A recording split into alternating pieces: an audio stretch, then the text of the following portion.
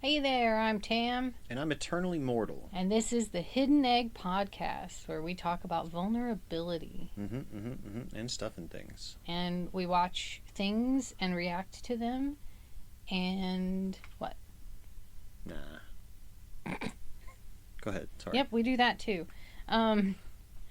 So I didn't want to like really prepare too much before we started getting into this because Erased is no longer on Netflix. Oh. And I wanted your genuine response to that. Interesting. It's probably on Crunchyroll, right? Yes, it is. That's why we can still do it and why I wasn't like freaking out or anything. Do we even know what episode we're on? I think we're on episode 5, maybe 6. I don't remember. I pulled it up. You at some point did 100% know what episode we were on. Yes. It must be episode 5 because that's where I'm at. Okay. Yeah, because I don't remember why. For whatever reason, I was going to. Oh, because I leave the tab up for Erased on Netflix forever. It's just always there, and then every once in a while I'll be like going through tabs and like it'll refresh, and it refreshed literally Friday, the Friday after the last time we did an episode, and it was we're sorry, this title is no longer available on Netflix. I'm like, are you serious? We just watched it. Wasn't it a Netflix original? I thought it was a Netflix original. I mean, I guess not. I guess it can't be. It can't be. It's on Crunchyroll. Sure. It makes sense. Weird. I am surprised by that. That is interesting information. And right after our last episode. That's interesting too. 4? We're only 4 episodes into this? I think so. Wow. I'm pretty sure. That's wild. If not, it might be 6, but I don't know. I can check. I can do the checking thing. I can do that. We can do that right now. Oh. What? Yeah, that's true. You can do it that way. Well, I mean, I can't think of a better way to do it than to go to the podcast because it tells me. Yeah. I just like us having a communication. 1, 2, 3, 4. Yeah, that's about something that we're not actually like saying what it is we're doing right now. And so it's just a mystery to the listener. Right. They have no idea. We could have discovered a magical artifact that gave us the answer, and they would never know. Portal into another world. And Technically, everything. We are using a magic artifact. It is true. I do think that the internet is magical. Well, now you fucking ruined the whole goddamn thing. I'm just joking. It's fine. I don't like that science makes it sound like it's not magic. Science is absolutely magic. Have you learned about particle physics? Have you learned about quantum physics? Have you learned about quantum mechanics and all of like black hole theory? Like, come on, it's magic. Sure. The way magnets work, the fields, there's magnetic fields. Ooh, because we can make it sound all scientific. That does not make it not magic. Sure. It's still magic. I am standing by that. I understand. Okay, but yeah, we are on episode 5. Episode 5. And this is like a 10 episode show? 12. 12? That's why I keep trying to get us to do 2 episodes in one thing. Because they're only 22 minutes. Yeah, but we don't want like hour-long episodes of our podcast, and you and I keep fucking talking. I know, we can't stop.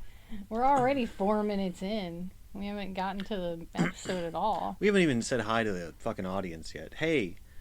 Well, I think that's the original. First thing we do is probably technically hi. The first thing I do is say how you doing or something. Whatever. I don't know, whatever it is that I said. However the fuck you start this episode. But we definitely haven't talked about what has happened in Erased. God, we gotta do the whole recap. We don't have to. I mean, people could just watch the other things or listen to the other ones. I require nothing from our audience.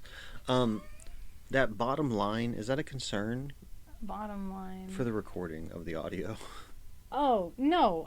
I told you about that. So, for the listener, when my thing records, it only records it in mono channel, but, like, for some reason, I'm always recording in dual channel. So, one of the lines just is blank. Well, we're baby at recording shit, so we don't know what we're doing yet. Yeah, I have an IT guy, but he set up the box thing that it's all plugged into, and I just don't touch it.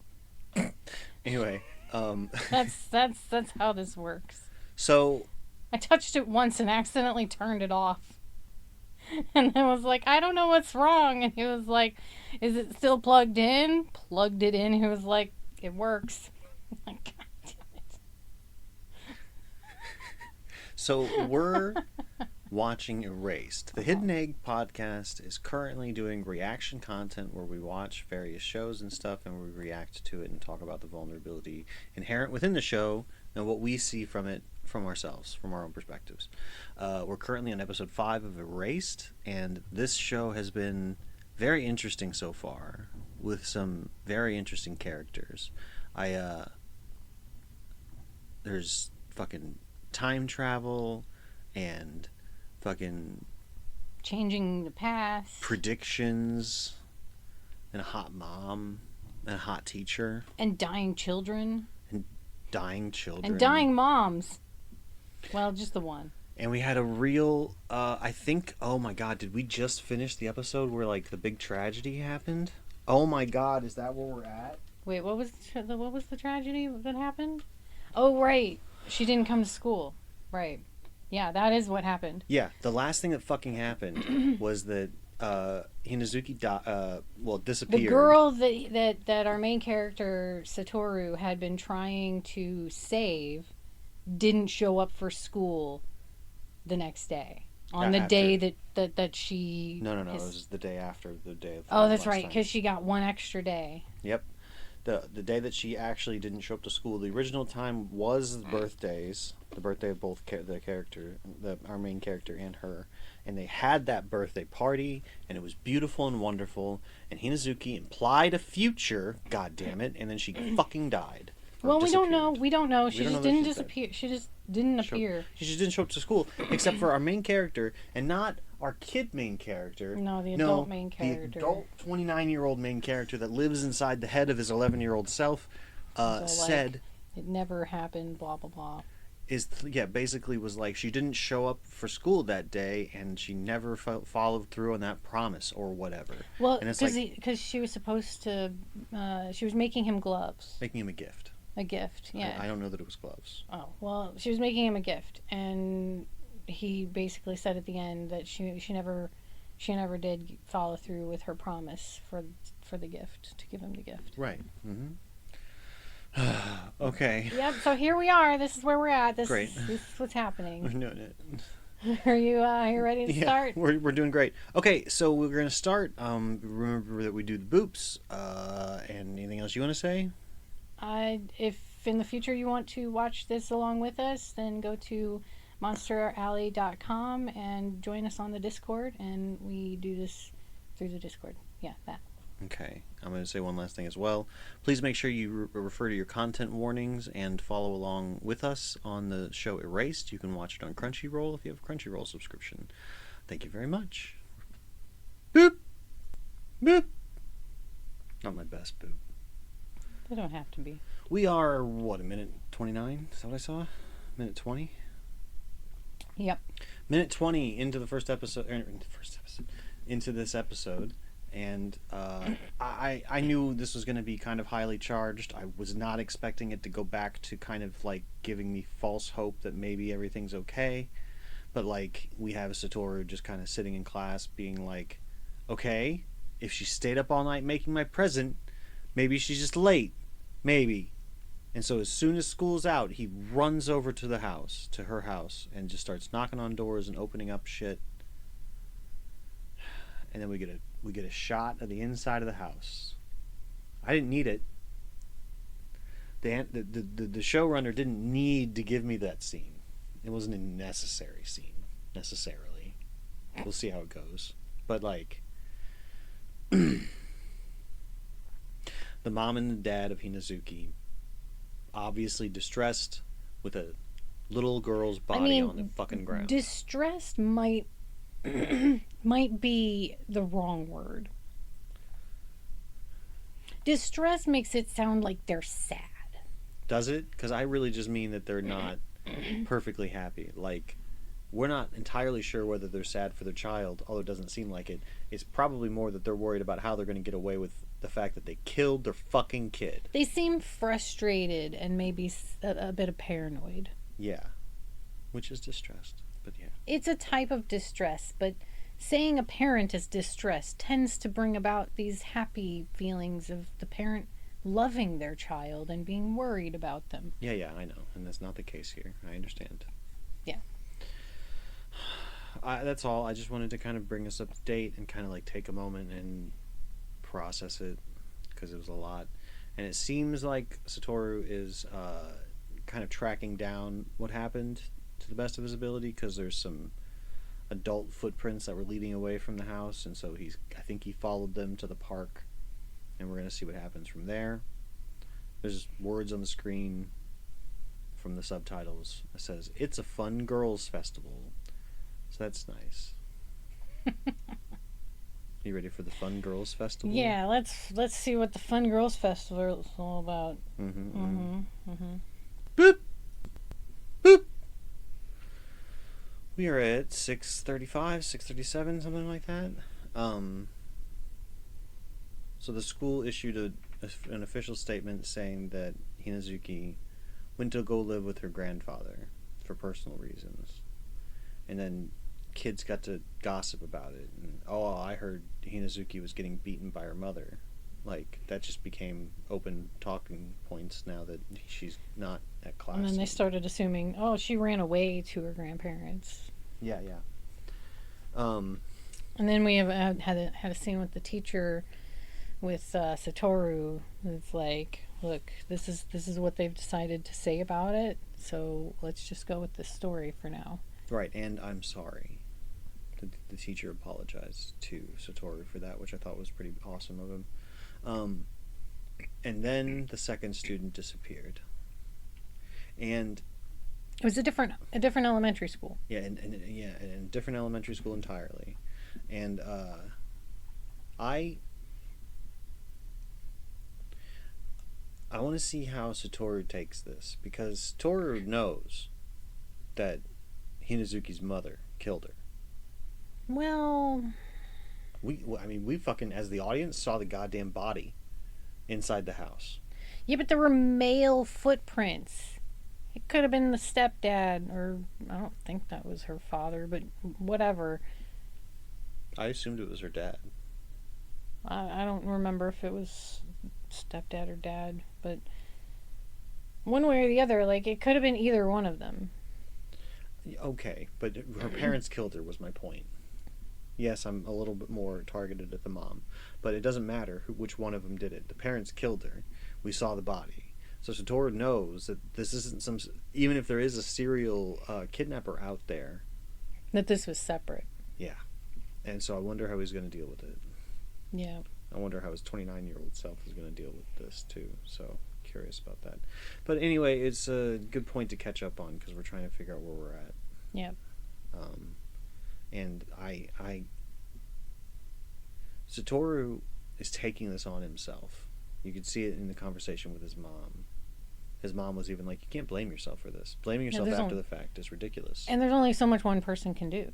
Right, exactly. Except Satoru, now that his power has taken him 18 years into his own past, he's never after the fact anymore. Nobody is still just one person.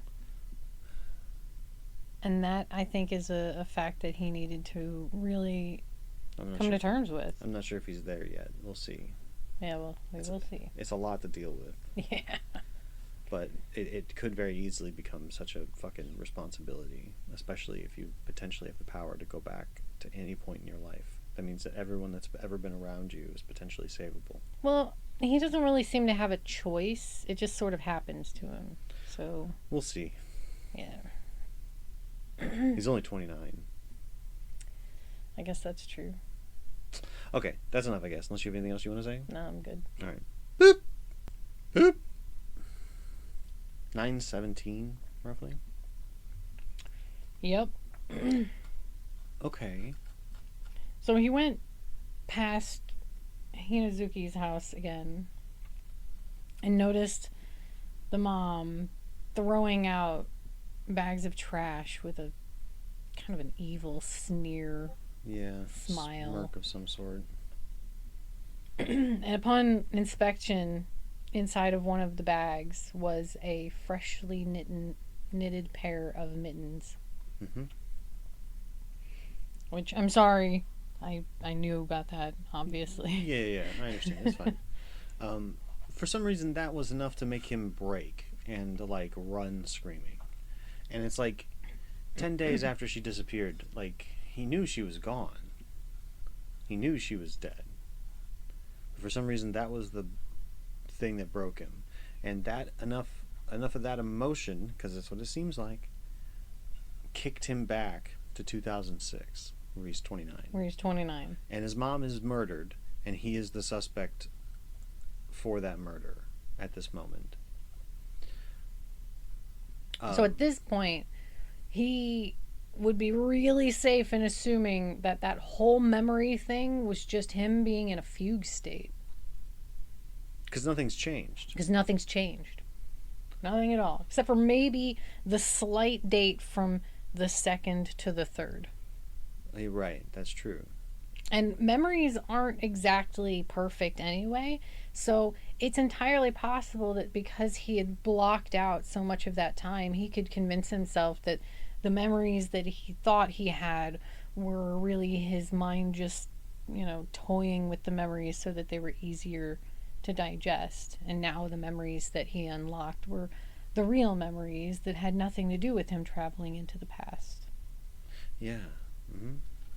It would be very easy for him to convince himself that that actually didn't happen. He didn't really relive that period of time. Possibly. It's going to be a little bit more difficult because he has done the power and saved people before. And so he's pretty confident in the fact that his power exists. But it is the only time that it has sent him back that far, it seems. And so it's possible that he might dismiss it, especially given the stress of his current situation.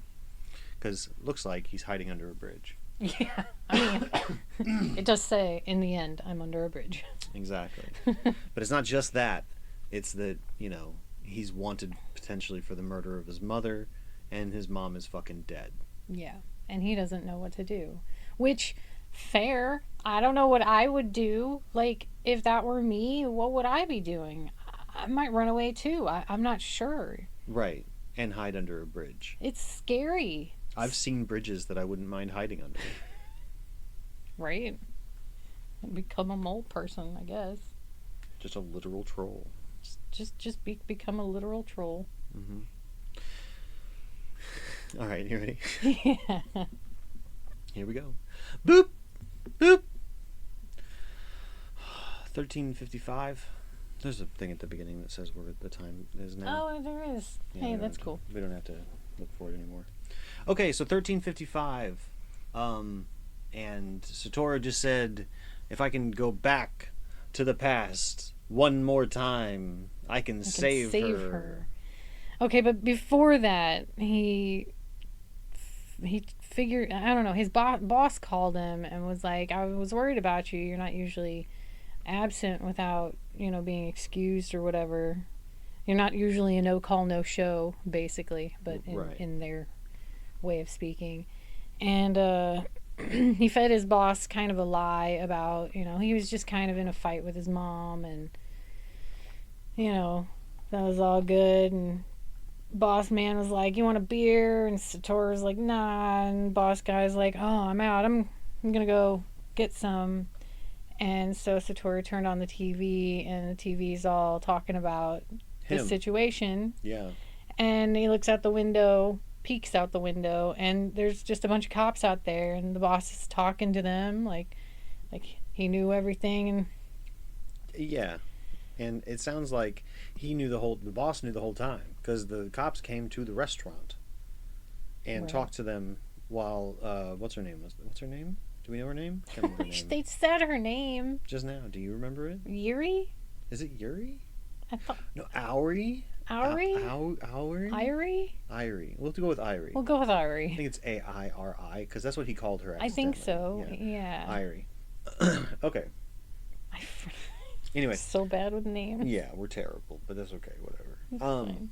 So yeah, Irie picked him up, and is now keeping him safe because she knows that he didn't kill his mom. Because Right. obviously she Because she had experienced the spent, relationship. yeah, she spent that one night having dinner with them and knew that his mom was not a pushover. Like, they weren't, their dynamic was not one that he was going to just out of the blue stab her. No, She certainly not. she walked all over him like that, and he was like, yeah, I, whatever, okay, mom. Like, they had that kind of relationship, and she knew that he wasn't the kind of guy to just like suddenly snap and kill her for that. Right, exactly. And you know what? Now I'm thinking about it.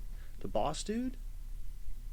I wonder if Satoru had been honest with him, if he would have turned him in. Maybe it was planned from the start, but maybe it wasn't planned from the start. Because, like, you know, he I don't lied. know. I mean, it seems like it was planned from the start. Maybe the dude being like, you need to patch things up with your mom is interesting. Yeah.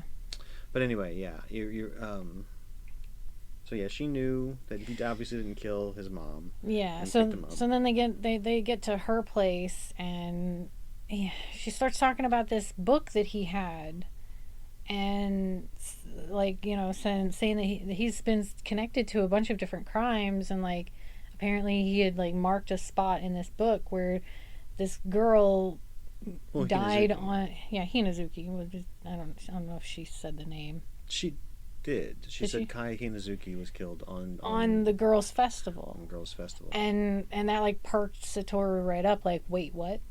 Yeah. Because in his memory she was 10 and it was the day before. And when he looked inside the book, that bit had changed. She was now 11, and it was the next day. Yeah, it was March 3rd instead of March 2nd. And so yeah, he got confirmation that he did make a change. I think he even said, I can make a change. Yeah. So he was like, so I can change things. And now he's like, if I can just go back again, to fucking save her. then I can. God damn it. Bro. Okay, well, let's see. The problem that I have with this, because if I had the ability to go back in time and save people, I absolutely would too. But like, I already know that I would definitely get a savior complex, and I would feel the weight of the world. I would feel like everything is my responsibility. Worse of one, I don't know what you want me to say. Anyway, Is there? I mean, but I would definitely feel the weight of the world for that. Like right. that's a lot of responsibility, and that definitely is something that could drive you mad at some point. Yeah, but right now he's really just like, his mom is dead, and if there is anything he can do, which is cute, to save his mom and to clear his name, like, those are two completely separate fears, but let's be honest, they're both big. Sure. And if saving this girl, which he had actually started learning to like as a person and got sort of attached to her, so now there's three really He's big fucking things. in love with her. I mean, I wouldn't necessarily go that far. I don't think that they got My that. headcanon is allowed to exist. That's fine. But my point is that, like, he has so many reasons to take this one particular issue on.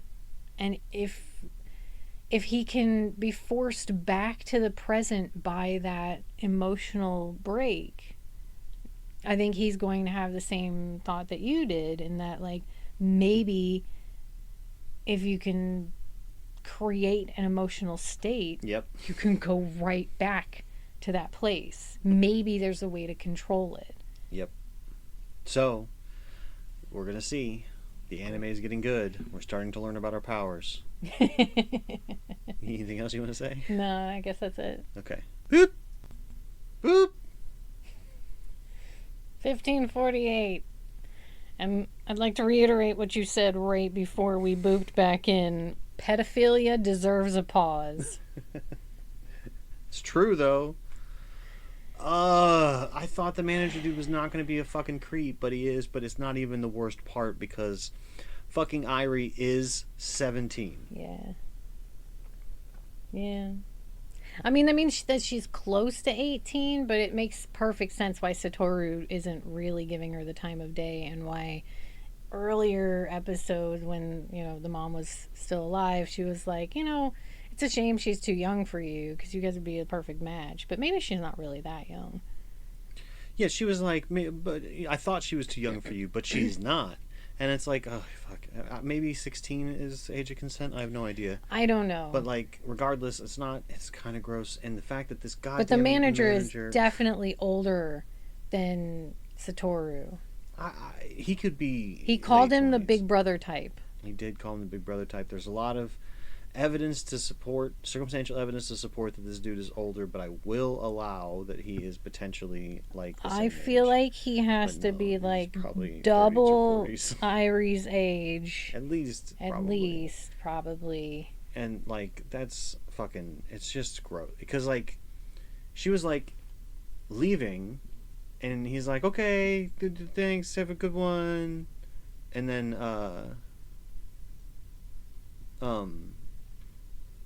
that she was, and then he noticed that she was carrying something, and he's like, "What's that?" And she was like, "Take out pizza," and he's like, "Oh, I could like treat you sometime, it's totally fine if you ever want something." And she's like, "Nah, it's for my friend. It's for a friend." He's like, "Oh, probably a girl, a good girl." And it's like with gross. The blush on his face, so like, oh, gross. And then the suit that he's having, whatever this clandestine some deal. guy in a suit. I'm saying clandestine because they're not showing us the face of the man in the suit. Yeah. Like, even fucking suits in a goddamn anime get to have anonymity just randomly. Such bullshit. Anyway, whatever. The dude in the suit was like, "Oh, she's cute." Fucking gross manager guy is like, oh, I'm sorry, she's like 17, it's fine, don't worry about it, not a big deal. And it's like, why did you even say that she's 17? Why are you blushing, dude? You made it so much worse. Yeah. Ugh, gross. Okay, I'm done. You have anything else to say? We did have a moment where we found out that Irie's last name isn't the same as the last name as her parents. Right. Or something. Something's going on there. Yeah. Maybe she's got her mom's last name, or maybe it's a stepdad. Who knows? Yeah, but that might come into play later. I don't know. Maybe. It was said. Yeah, it was a thing. Anything else? No, that's it. All right. Boop. Boop. Okay. We're at the ending of the episode, the ending song. We were way too far away from the mic for that. Okay. We were at the ending... Whatever. Anyway, ending song is still pretty cute. I like it a lot. Yeah. So the manager followed Irie back to her house and found out that Satoru was there and was about to make a call to the police. And then Irie confronted him and was like, "What the hell is wrong with you? I wanted to believe that you were being kind." And she punched him in the face, which felt very satisfying. Hell yeah, she did. That was amazing. Hell yeah, Irie. And I wanted to trust you, and he just said, "I was worried about you." And it's like, no. You were trying to get brownie points. You were somehow trying to make it to where, like, yeah, that's what I think. But like, she's like, "I believe that. But if you really want to protect me, don't call the cops to my house."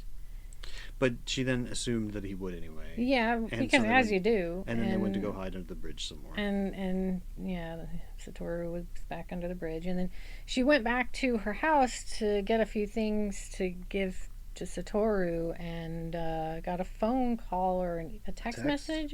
Yeah, it was something a text message from Satoru's mom's phone. Yeah. Saying, "This is Satoru Irie," or whatever his last name. I forgot his last name. No, I think he was saying, "This is Satoru Irie." Oh, his mom's name, right? Well, Irie's her name. Like saying it to her, like, "This is Satoru Irie. Please stay where you are." Yeah, well, something like that. And she was, trying to put two and two together. Like, did he find his mom's phone? And then, within seconds, because it takes you a little bit sometimes, she's like, "No, this is from the killer." And then suddenly there was smoke coming out from under the door Yep, and poor 17-year-old kid doesn't know fire safety, and so opened the door that smoke was coming out from under. Yeah, so listener, if you ever are in a situation where you're in your bedroom and there is smoke coming out from under the door of outside of your room, do not open that door. Call the fire department, open your window and try to get out your window if possible. Otherwise, call the fire department and tell them you are in, second, third, fourth story, whatever. Do not open that door. There's a thing called backdraft that is very likely to happen where if you open the door, the pressure of the two different air temperatures will cause the fire out there to invade into that room and will immediately knock you out. And if there's enough for smoke to be kind of coming under the door, especially if it's kind of billowing, then there's a serious difference outside already. Yeah. If you have other people in your house, feel free to contact them before you contact the fire department. But, because fire departments are usually pretty unhappy if you contact them accidentally. Right, but don't open the door. Yeah, definitely don't open the door. It's not something.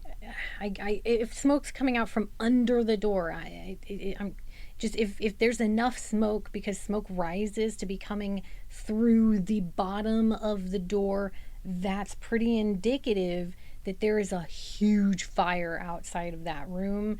Do not open the door. Use whatever device you have to contact help from wherever you need to before opening that door, and do what you can to try to get out the window if possible. Right. And we are not trained in No, fire we're not. safety. No, so we're what not. we're saying might be ridiculous and silly and Maybe, wrong even. I don't know. I guess that's possible. Look that shit up. Look that shit up. I'm just saying, be safe with fires. Be safe. And smoke. And don't open the door just right don't off. Open the door. I just don't open the door. door. I don't know what else to do. Like I can't give you a plan of action that will help you in all things, but opening the door is gonna be bad. Right, and in this case, it was bad. It created a backdraft sort of situation, and Irie passed out. We assume she could be dead.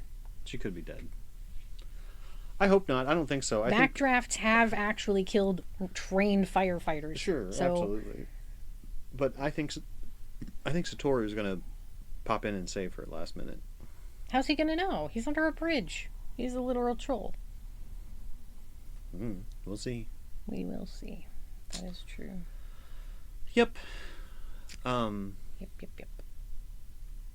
Well, I don't have another episode in me. Okay. I'm sorry. I know it's a short episode of our podcast here. I know. I mean, we could do a second one and end this one and then do a second one if you had the energy, but I understand you don't have the energy to do that today. Yeah, I'm sorry. I'm already sleepy, and I haven't even had dinner yet. Yeah. So but I still am really enjoying the show. We're almost to the halfway point. We're getting just there. About. We're getting there. Yeah, it's coming on thick though. This is the point where the hits keep on coming. So yeah, we're gonna probably be pretty engaged for the rest of the fucking series. Yeah, every episode I'm gonna be like, okay, let's watch the next one, and you're gonna be like, I don't have the energy for it. And I'm gonna be like, Grr. When we were just fucking chilling and watching shit, we could do that, We could be like, okay, we just hit the halfway point of season 5 of Buffy. Let's just fucking finish that shit. Just fucking finish that season tonight, But I can't. I don't have the stamina to actively form thoughts and talk about it. By the way, I do have plans if everything works out for us to, as a family, watch Buffy again this winter. Not recording any of this shit, but just watching it as a family. I would love that. I would love to be able to do that. I miss Buffy. Buffy is an amazing series. If you watch no other series ever in the world, Buffy is it's up there. Just to be fair and balanced and open and transparent, I am no longer a fan of Joss Whedon. I think he's a piece of shit and has brutalized people in various ways. And so it is somewhat difficult to promote Buffy, the Vampire Slayer, as a show anymore. But the show itself still hits me very hard. I still adore the characters, and I still wish the cast What the was the greatest. thing? So what did he do? So the two biggest points Okay. that I remember are, one, it was known on set that Joss was never to be alone with the actress that played Buffy's little sister Dawn, who was Oh underage at the yeah. time. It was Gross. known that he was never allowed to be alone with her. Yeah, that suggests something. On the whole set, everyone knew it. Everyone. PAs Yeah. coming in on day one. Yeah, that's gross. Number two, during Angel, when Charisma Carpenter got pregnant, the person that plays Cordelia, Cordelia. uh, when she got pregnant during first or second season of Angel, um, Joss would go on entire tirades screaming at her and calling her fat and worthless and ruining his show. So he's a bit of a control freak. Wants things to be his way. Yeah.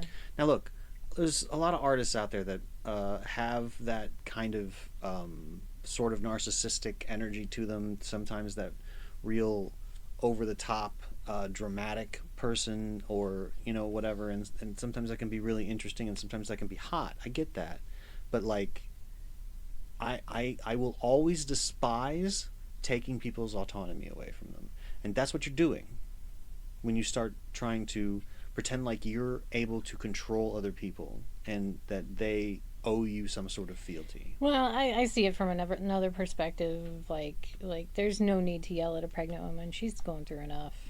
I mean, sure. Like you can be a control freak all you want, but that pregnant woman is doing far more than you are doing. Trust me. Her body, without her trying, is doing way more than you could ever be fucking doing. And I'm pretty sure I'm forgetting some things. I'm pretty sure that there was a moderately recent situation that happened, because he was the director of the second Avengers movie, Age of Ultron, I believe. And or maybe the first. Maybe he was the director of the first Avengers movie. I don't know. He was the director of one of them, I'm pretty sure. And so, like, he was still getting work for a while. But then a bunch of stuff came out. Yeah. Well, okay.